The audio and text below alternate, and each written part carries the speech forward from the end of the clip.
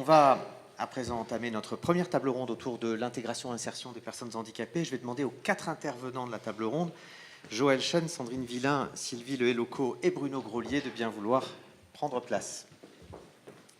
Et en attendant que vous vous installez les uns les autres, je voudrais saluer Émilie Roussel et Vincent Def de la société Système RISP qui assure la retranscription des propos tenus. Merci à vous donc, et on pourra retrouver votre travail dans quelques semaines. Voilà, installez-vous où vous voulez. On essaye de faire la mixité. Alors, il y a une tentative de mixité en direct.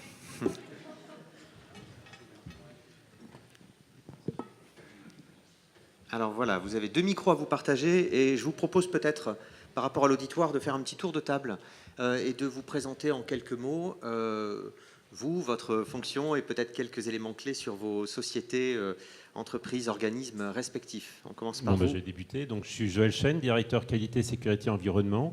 Donc, j'interviens dans une entreprise qui s'appelle la SNI. On est à Brie-Contrebert, entreprise d'électricité et bâtiment. C'est une entreprise familiale d'aujourd'hui de 500 salariés. Bonjour, je suis Sylvie Lehelauco, chef de projet au sein d'Opcalia Île-de-France.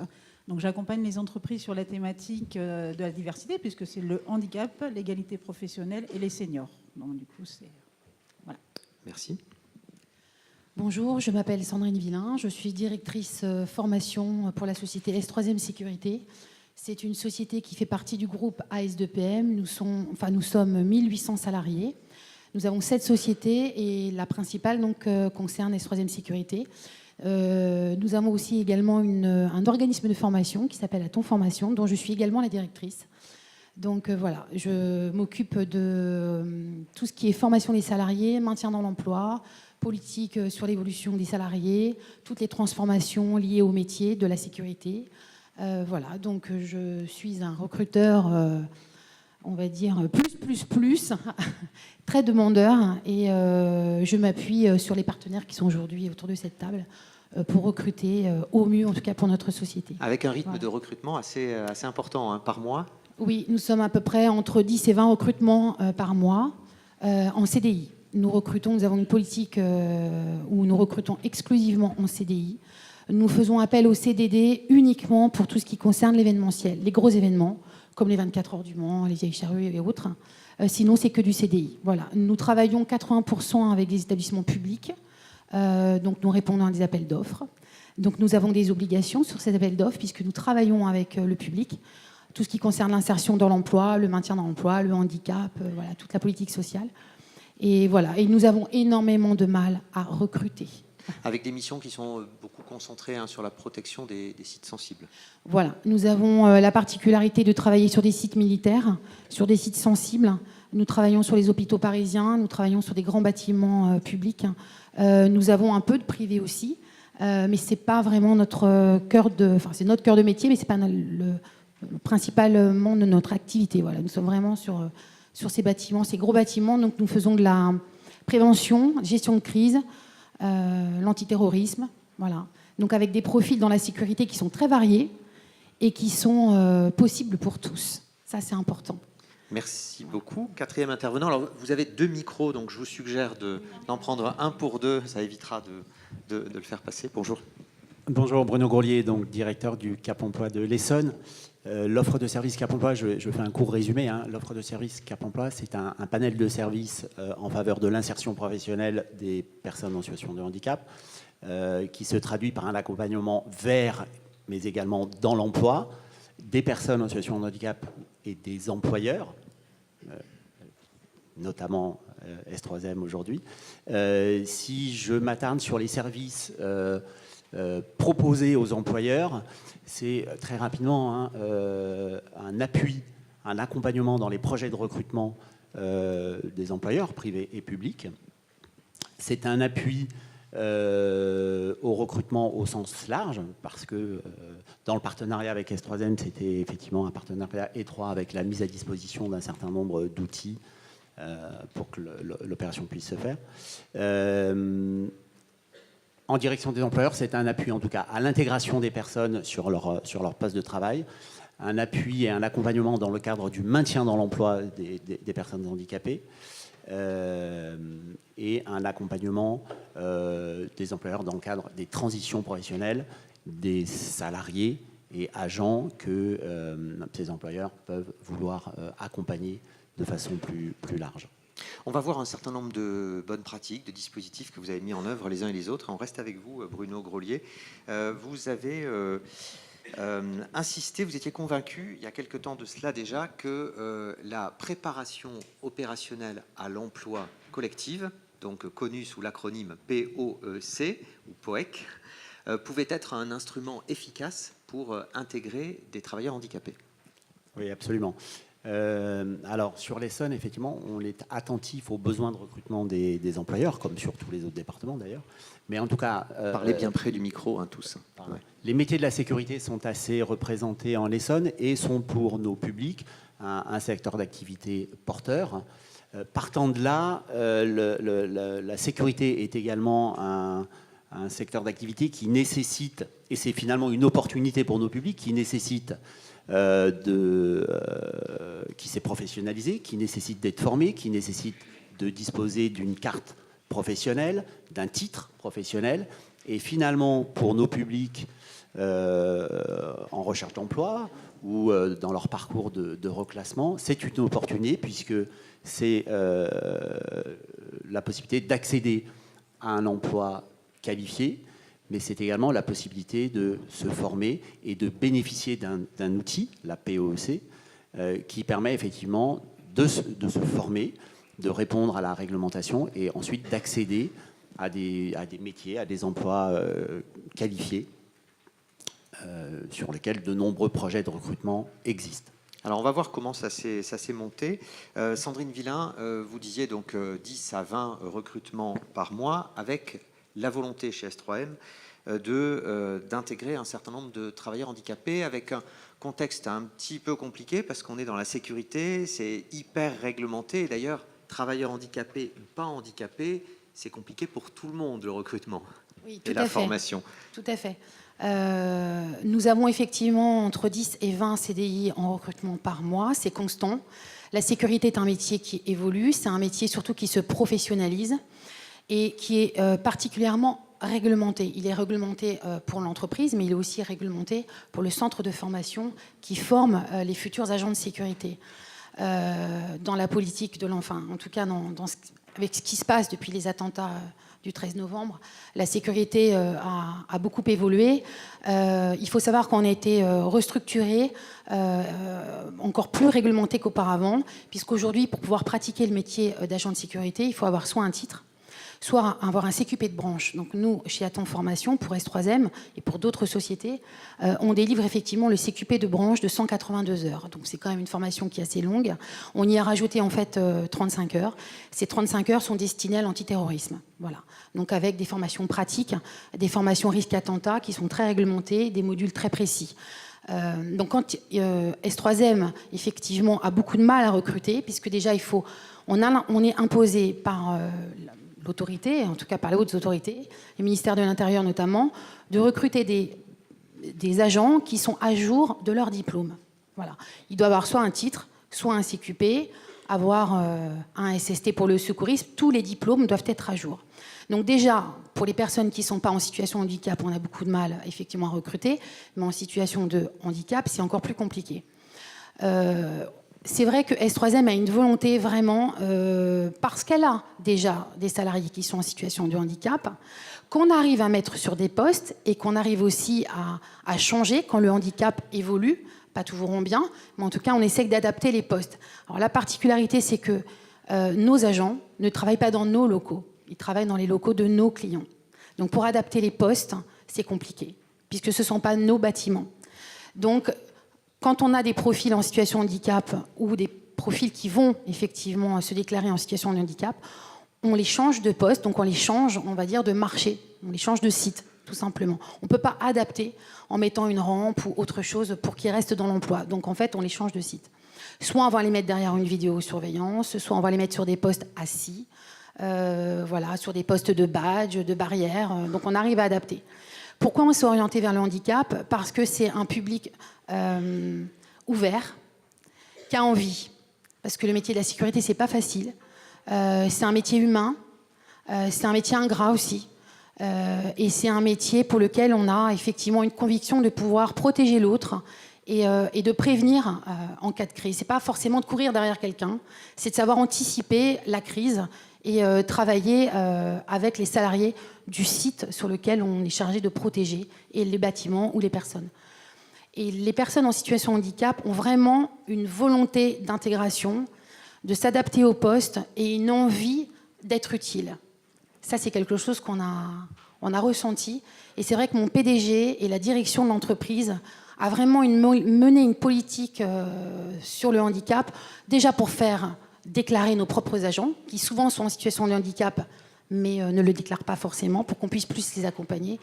Et dans cette difficulté de recruter, on a vraiment choisi de s'orienter vers les acteurs comme Cap Emploi ou Opcalia pour nous accompagner sur ces démarches-là, mais surtout Cap Emploi pour nous aider justement à recruter nos futurs agents de sécurité.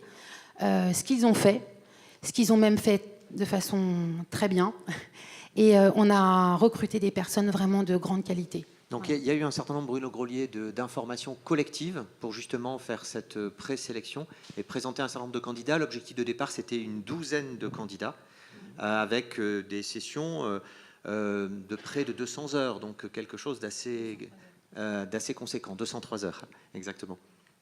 Effectivement, le travail réalisé par Cap Emploi, c'est en tout cas de repérer sur le département, mais également en partenariat avec les autres Cap Emploi du territoire et d'autres partenaires accompagnant des personnes en situation de handicap. C'est en tout cas de diffuser l'information, de procéder au sourcing de candidats susceptibles d'être intéressés par les métiers de la sécurité et relevant d'une formation. Donc ça a eu lieu effectivement dans nos locaux à Évry.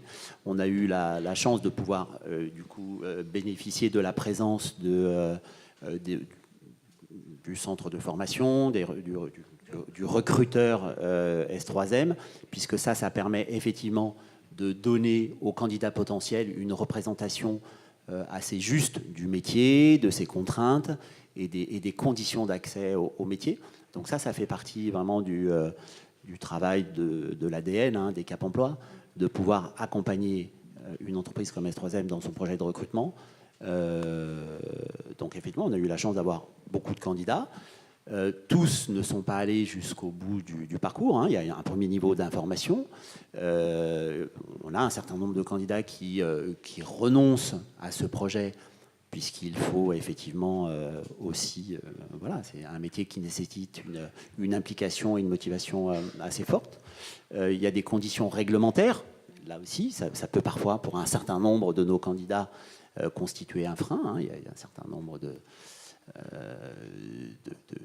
enfin, je ne détaille pas la réglementation, mais... Il y a des freins assez étonnants, par exemple. Vous me disiez en préparant cette séquence qu'il y a un frein fiscal. C'est-à-dire qu'au-delà de demander une carte d'identité, une probité, un casier judiciaire vierge, il y a aussi le fait d'avoir payé tous ces impôts, parce que si on n'a pas payé tous ces impôts, on peut être recalé. Et c'est ce qui a pu se passer pour certains des candidats. D'où aussi le gap entre les 12 de départ et les 5 à l'arrivée. Sur toutes les personnes qui ont été accueillies au Cap Emploi et que nous avons reçues, avec Lydie Da Silveira, qui est donc la recruteur S3M, et moi en tant que directrice du centre de formation, la difficulté, en fait, il faut savoir que toute personne aujourd'hui en France qui veut rentrer, toute personne qui souhaite se former au métier de la sécurité, fait l'objet d'une enquête administrative. Voilà. Donc, pour les personnes qui sont de nationalité étrangère, il y a effectivement une enquête qui est faite sur le territoire de naissance. Donc, ça demande des délais importants. Ce qui fait que sur les 12 personnes ou 15 personnes qui ont été intéressées pour ce métier, Aton Formation a fait donc une demande auprès du CNAPS, à la Haute Autorité pour la prévention de la sécurité, d'une enquête administrative. Pour entrer en formation, il nous faut impérativement une autorisation préalable d'entrée en formation, délivrée par le CNAPS. Et il faut savoir que sur ces 12 personnes, seulement 6 personnes ont pu obtenir cette autorisation. Il faut savoir également que nous ne connaissons pas les causes pour lesquelles les personnes ne rentrent pas en formation.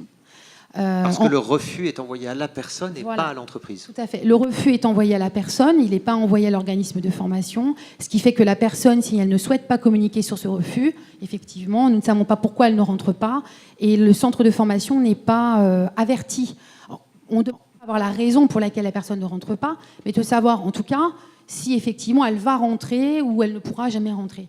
Pourquoi ces précisions importantes ? Parce que ces délais sont relativement longs, entre 2 et 3 mois avant l'entrée en formation. La POEC est quand même portée par des services qui sont aussi publics, comme le Pôle emploi, des financeurs comme Opcalia, comme la GFIP, qui ont aussi leurs contraintes, leurs logiciels, leurs obligations par rapport à l'organisme de formation qui va porter ce projet. Et nous, en tant qu'organisme de formation, effectivement, on a des difficultés, mais qui sont logiques. On ne fait pas rentrer une personne en formation d'agent de sécurité si effectivement elle a un casier judiciaire qui n'est pas vierge, déjà. La difficulté, c'est qu'on s'est rendu compte que des demandeurs d'emploi en situation de handicap qui n'avaient pas payé leurs taxes d'habitation ou simplement pas réglé leurs problèmes de pension alimentaire ne pouvaient pas rentrer en formation. Donc ce sont des freins qui ne sont pas petits. Voilà. Ce ne sont pas des terroristes, mais malheureusement, ils ne peuvent pas entrer chez nous. Ce qui fait que de 12 ou peut-être de 15, on va peut-être en avoir 5 simplement qui vont rentrer. L'entrée en formation se fait tardivement puisque les autorisations arrivent en général. Là, elles sont arrivées 1 semaine, 10 jours avant l'entrée. Donc ça, voilà, on va dire que c'est des freins qui ont retardé l'intégration. Et d'ailleurs, qu'il s'agisse de personnes handicapées ou pas, ça reste de toute façon très compliqué. Sylvie Lehelauco, vous étiez à la fois en position de porteur de projet et de facilitateur. Il y a eu une ingénierie à mettre en place sur ce projet. Ça peut paraître un petit peu lourd au départ, mais il y a quand même beaucoup d'accompagnement des entreprises et l'outil est assez puissant. De quelle manière ça s'est mis en place? Avec quel type de financement aussi? Et quel type de montage sur les 200 heures? Oui, effectivement, c'est un outil vraiment puissant pour les personnes en situation de handicap qui, comme on le voyait dans les statistiques, c'est des personnes qui sont en reconversion professionnelle. C'est-à-dire qu'elles ont exercé un métier pendant 10-15 ans et tout d'un coup, un accident ou une maladie fait qu'elles sont obligées de se reconvertir. Donc la POE, comme on le disait aussi, c'est un peu un sas qui va leur permettre de réapprendre un métier, mais aussi de se reconstruire. Et c'est vraiment ce qu'on a vu dans cette POE et dans les différentes POE qu'on peut mettre en place. Puisque nous, on est accompagnés Opcalia depuis plus de 15 ans par la GFIP. Donc merci à la GFIP aussi de son soutien. Les POEC, c'est la branche professionnelle qui décide de financer. Et dans le cas donc, de la sécurité, on avait vu ça il y a plus de 2 ans, M. Groslier. Et la branche de la sécurité nous avait dit non, on ne peut pas financer cette formation en POEC. Donc du coup, on a attendu. Il y a vraiment eu un besoin au niveau du secteur, donc qui était l'Essonne. Il y a eu un besoin des entreprises. Donc tout ça, ça a été un amalgame, c'est-à-dire qu'il y a eu une volonté de toutes ces parties prenantes. Et quand il y a ces volontés, on peut faire quelque chose. Donc nous, Opcalia, on est là pour monter le projet, parce que c'est vrai que c'est de l'ingénierie. C'est vrai qu'il faut... heureusement qu'on se connaît. Voilà, sur les territoires, c'est important de connaître tous les partenaires, parce que ça ne peut pas fonctionner si tout le monde ne peut pas, n'a pas d'intérêt à faire ça.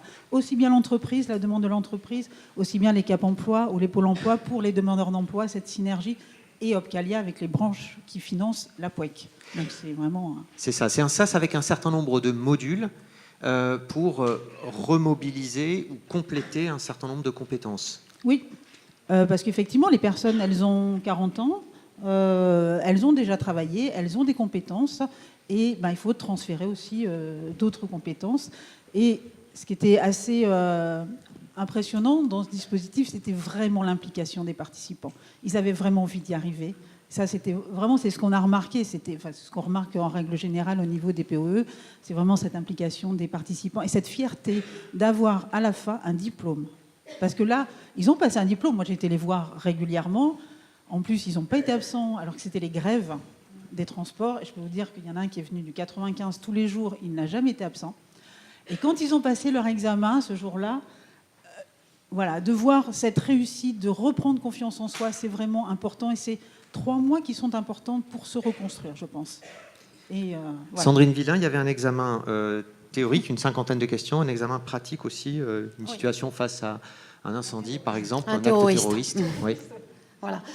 En fait, nous, chez Aton Formation, on ne délivre pas de titre. On délivre un CQP de branche de la sécurité, qui est donc aussi réglementé, puisqu'en fait, l'examen en fait, se passe devant un jury de professionnels.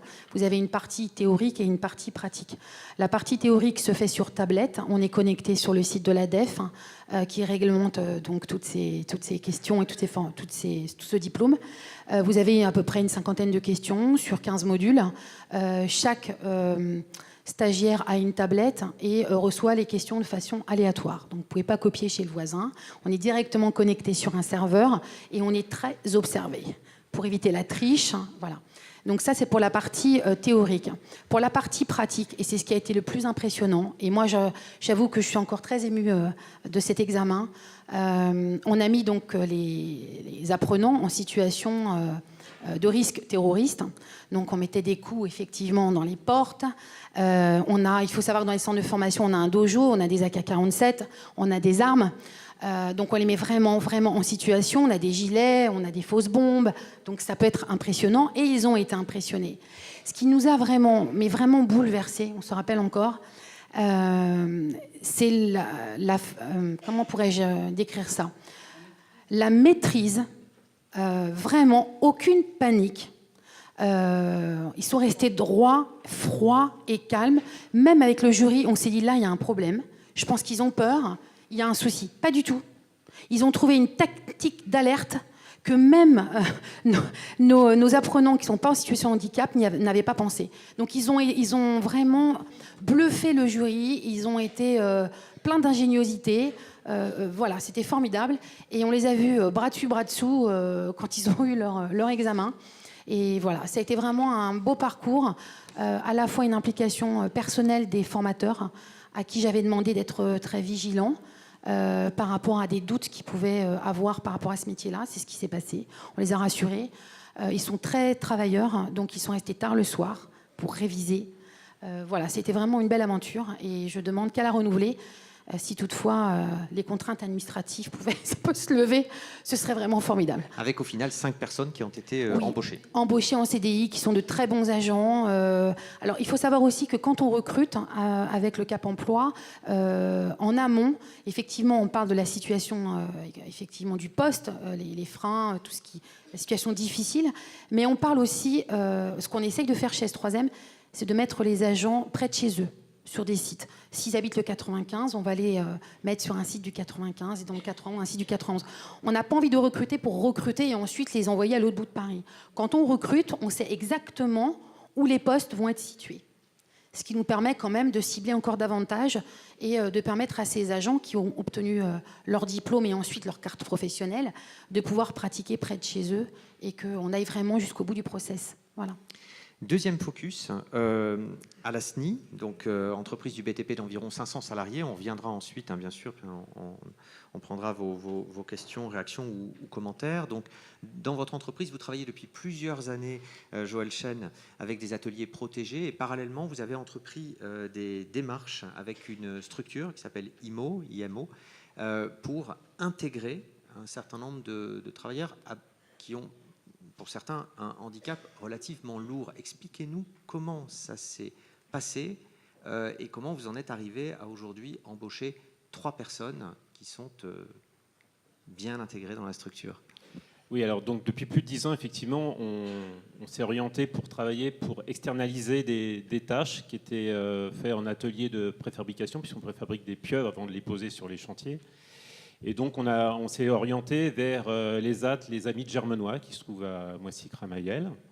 Et on a découvert en parallèle qu'il y avait également la structure qui appartient aux Amis de Germenois, qui s'appelle donc IMO, Insertion en milieu ordinaire, qui est dirigée par Lionel Boutet.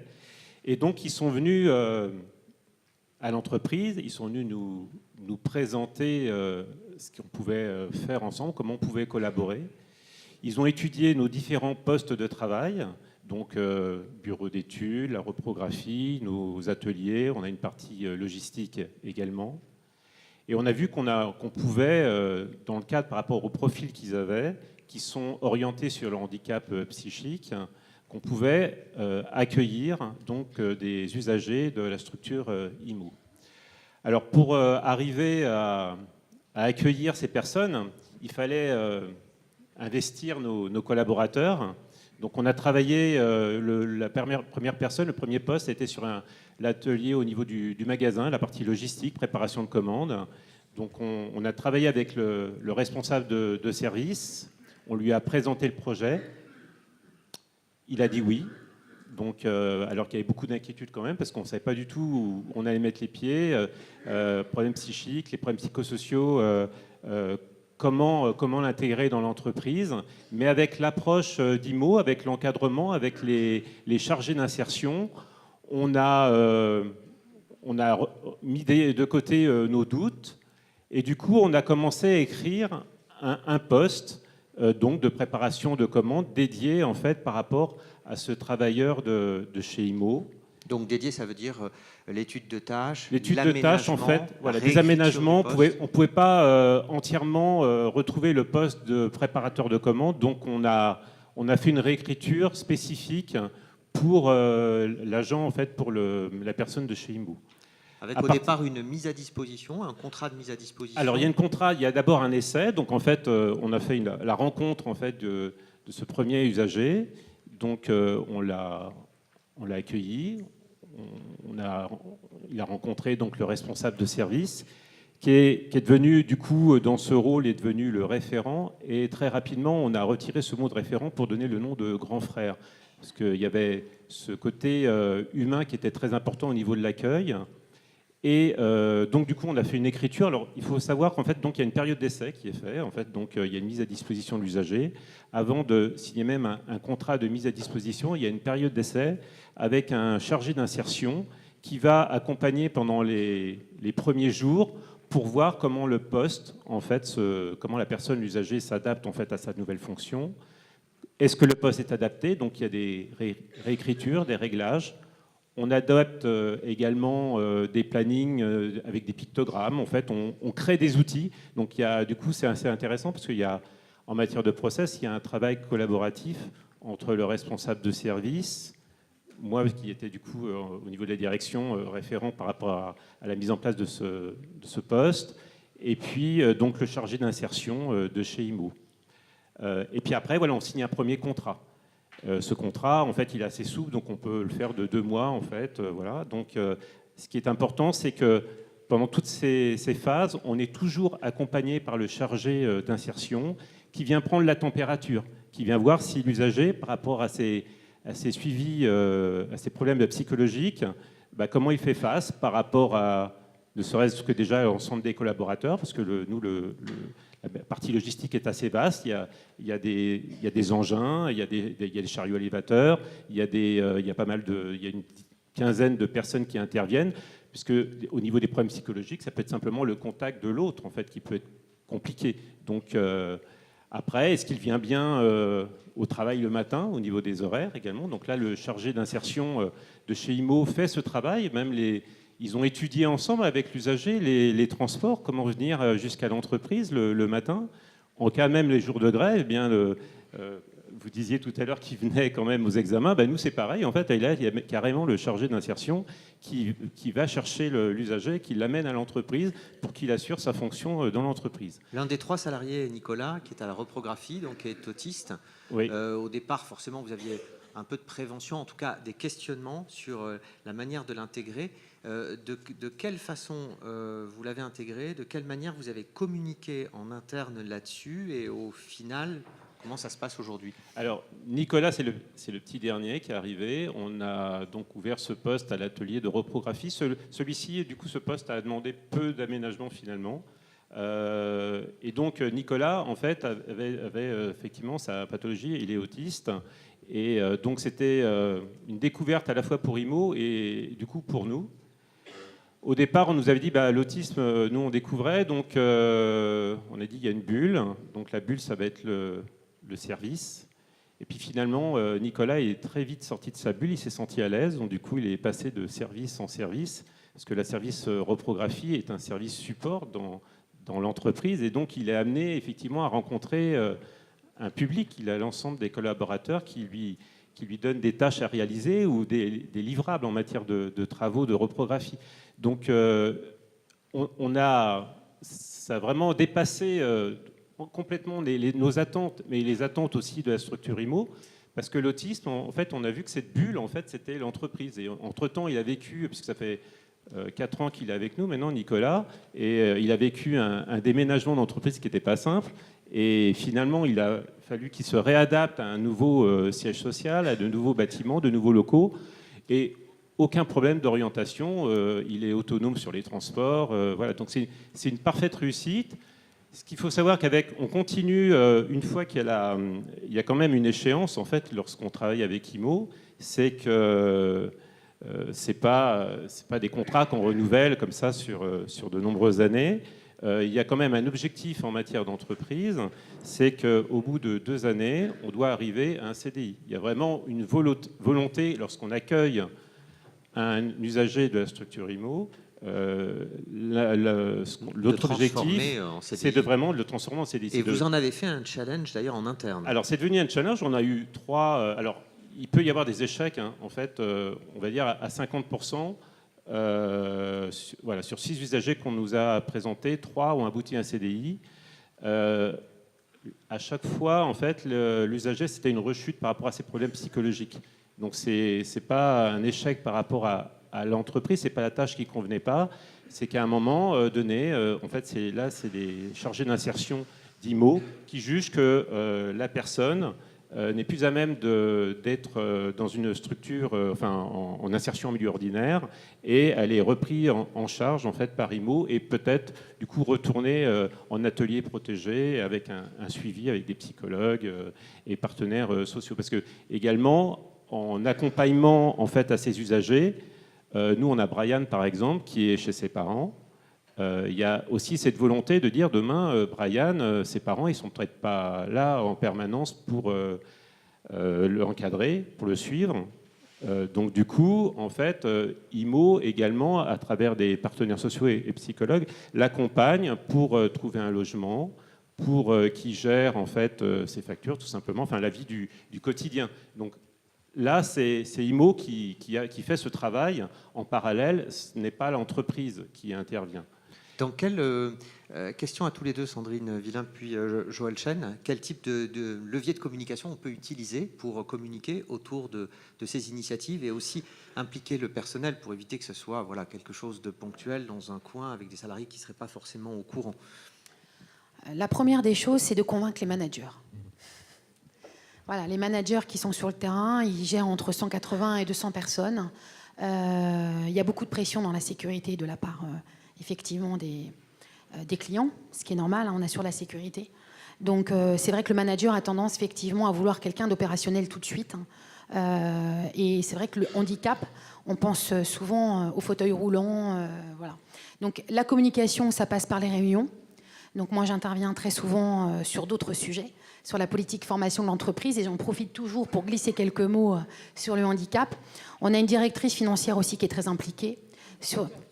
Voilà, et j'allais y venir. Le meilleur pour la fin, Monsieur Patrick Monchâtre, qui est donc le PDG de l'entreprise, qui a vraiment une volonté d'intégrer des travailleurs handicapés, et avec effectivement la direction, on essaye de communiquer, en tout cas déjà par le haut, hein, auprès de nos managers qui, eux, effectivement, sont sur le terrain. Après, on a un deuxième niveau d'information, et là, c'est compliqué, c'est qu'on sait très bien qu'on a chez nous des travailleurs handicapés qui ne sont pas déclarés.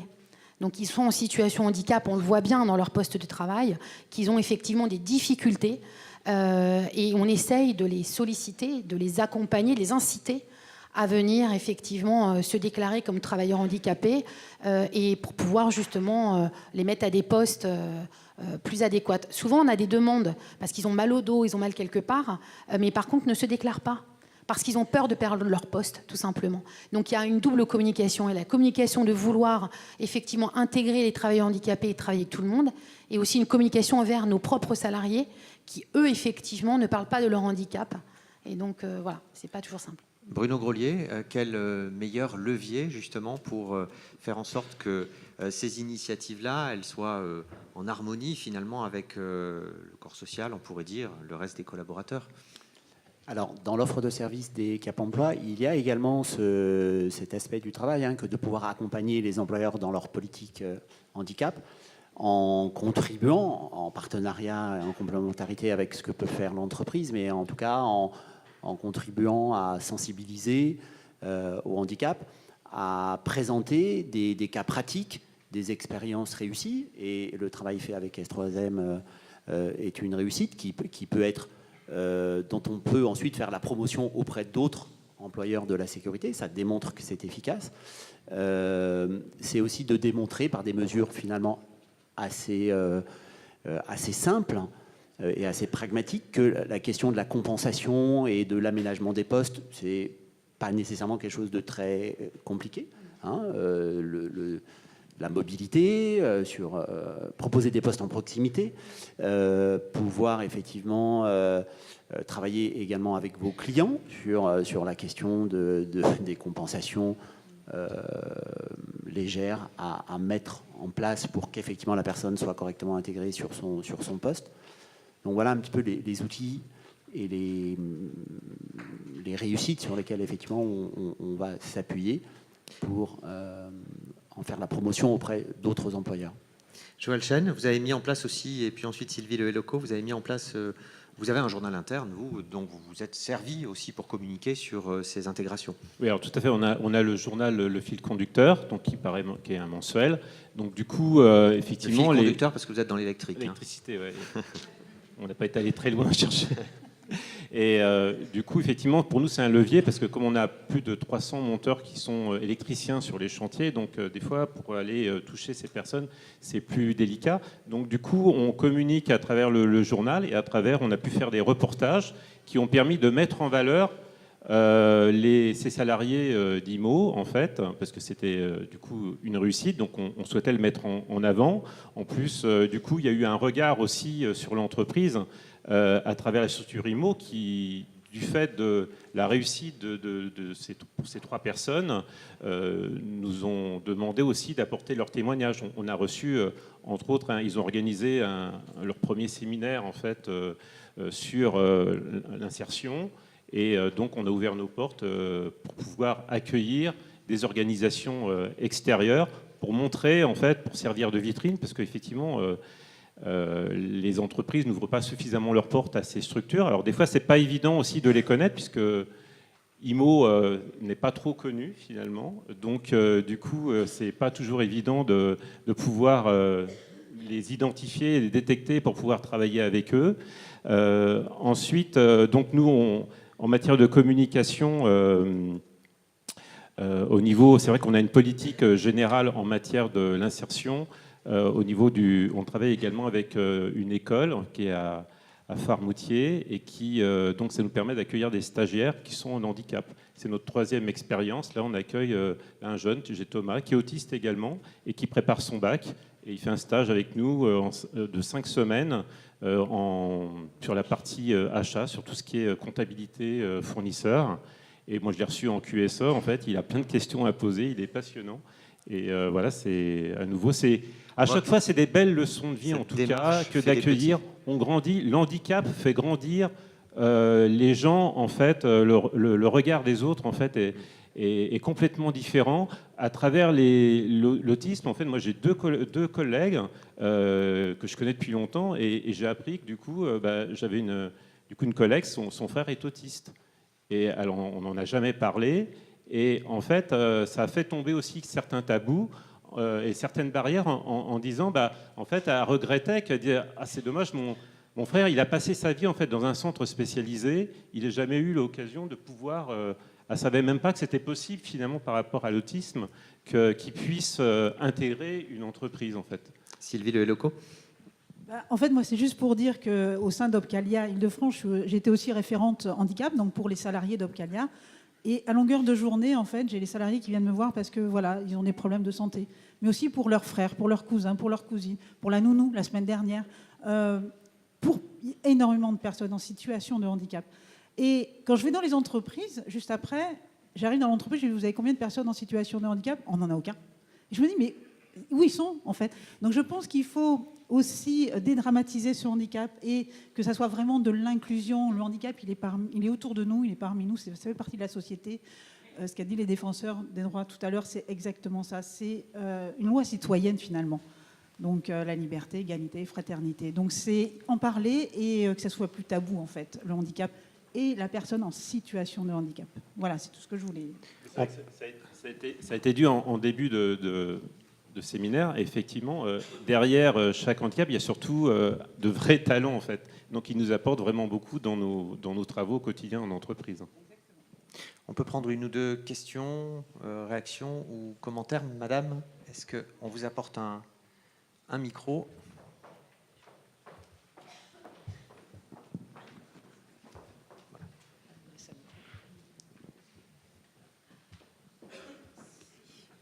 Bonjour, je voulais savoir quels étaient les profils médicaux, si je puis dire, des personnes recrutées dans la sécurité, parce que tout le monde ne peut pas postuler. Là où on insiste beaucoup, c'est en situation, de pouvoir être capable de rester debout. Voilà. Pas de port de charge, aucun port de charge, mais c'est de pouvoir rester debout. Non, mais parce que j'ai été amenée à avoir une personne sourde à qui on proposait un poste de sécurité.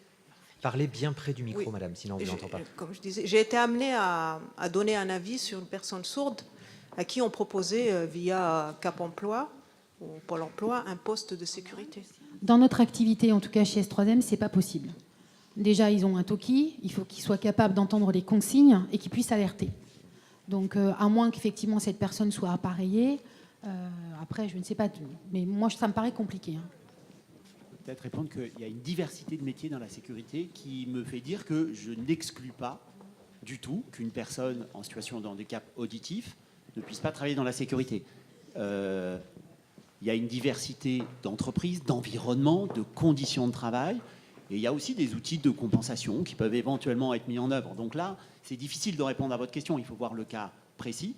En tout cas, a priori, si le Cap Emploi a proposé un candidat, c'est que le Cap Emploi a jugé qu'il pouvait y avoir un certain nombre d'adaptations, de compensations possibles à mettre en œuvre pour que cette personne, malgré un handicap auditif, puisse travailler dans la sécurité. Mais on voit bien qu'il faut aller dans quelque chose de beaucoup plus précis. Quelles conditions de travail, quel degré de handicap auditif, quelle compensation la personne met déjà en œuvre au quotidien. Vous voyez, donc je suis un peu prudent sur la réponse. Sandrine Villain, très rapidement. Je pense, là, en entendant M. Groslier, je pense à un poste en particulier. Ça peut être quelqu'un qui peut très bien être travailler dans la sécurité sur la planification. Il faut savoir que les agents de sécurité travaillent en vacation 12 heures.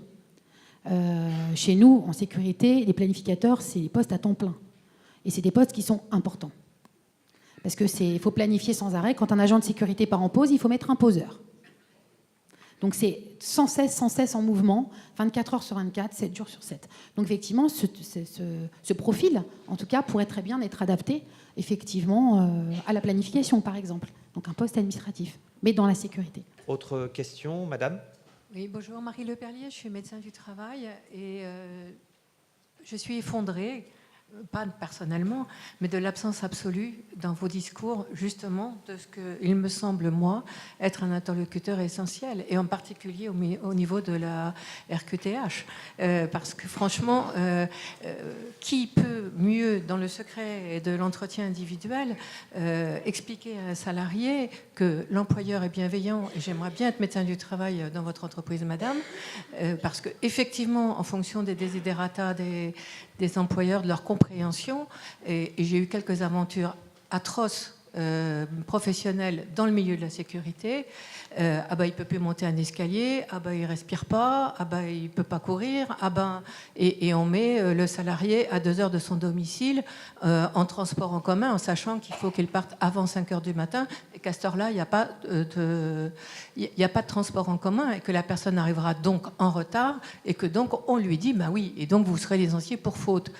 C'est une histoire vraie. Donc vraiment, je regrette que, à l'aube du rapport Lecoq, dont on sait bien qu'il est l'issue de tous les dysfonctionnements antérieurs de notre métier et de ceux qui ne font pas leur taf comme ailleurs, je trouve dommage que et je pense que le médecin du travail ou les services de santé au travail sont des acteurs de conviction des salariés à se faire déclarer quand ils ont des employeurs bienveillants. Alors, juste avant de leur donner la parole, merci de faire la transition avec la deuxième table ronde sur le maintien dans l'emploi, parce que là, on a, comme on l'a expliqué au départ, organisé 3 tables rondes. Cette première était plutôt focusée sur intégration, insertion, et la deuxième plutôt dans le maintien. Voilà, d'où aussi certains partis pris en termes de focus de bonnes pratiques. Vous vouliez réagir, Sandrine Oui, Villard ? je voulais vous répondre directement, parce que c'est un problème que je connais bien, donc je vous crois, effectivement.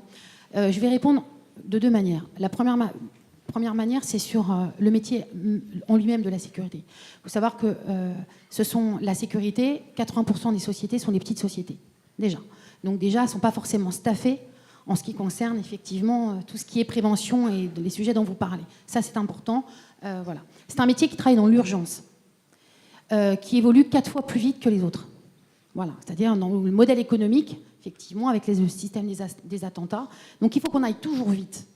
Mais on n'a pas toujours le staff qui va avec, on n'a pas toujours, effectivement, on travaille toujours dans l'urgence, donc tout le monde n'a pas encore le temps de s'équiper, on va dire, de personnes qui traitent ce genre de sujet. Ce qui n'excuse en rien, ce que vous dites. Mais en tout cas, voilà, je vous donne une explication.